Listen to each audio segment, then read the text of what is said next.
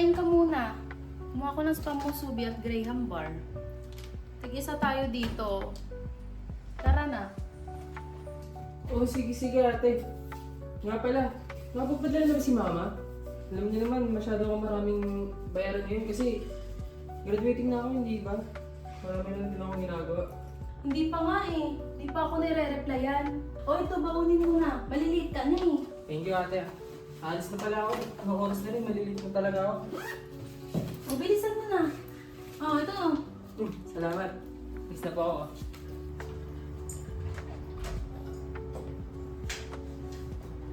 Sometimes the simplest things show the biggest care. A homemade baon can mean more than just food. It's a reminder that someone's looking out for you. Yan ang ibig sabihin ng baon ni ate, alaga ni nanay.